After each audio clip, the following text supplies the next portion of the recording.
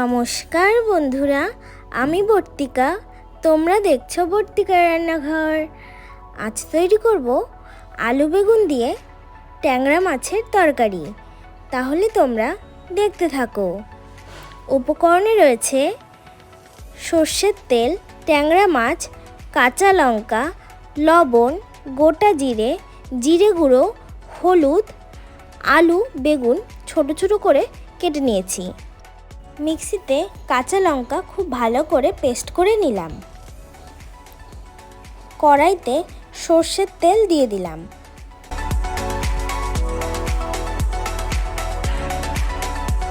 তেল গরম হয়ে আসলে লবণ হলুদ মাখিয়ে ট্যাংরা মাছগুলো ভালো করে ভেজে নেব।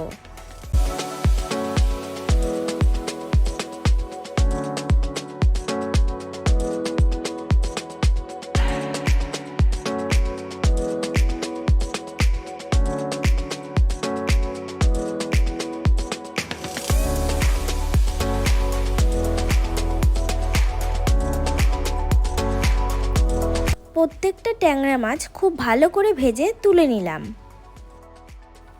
ওই তেলেই ছোট ছোট করে কেটে রাখা আলু বেগুনগুলো হালকা করে ভেজে নেব।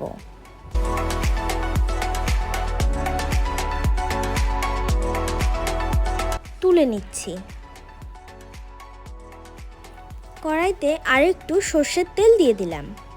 তেল গরম হয়ে আসলে গোটা জিরে ফোড়নে দিয়ে কাঁচা লঙ্কা বাটা দিয়ে দিলাম।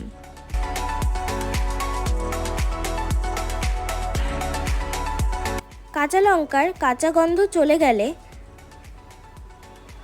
1 চামচ হলুদ, 1 চামচ লবণ দিয়ে মশলাটা একটু কষিয়ে নেব।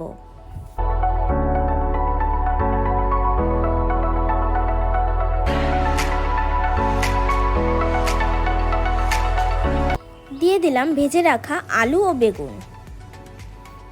আবারও মশলার সাথে হালকা করে কষিয়ে নেব।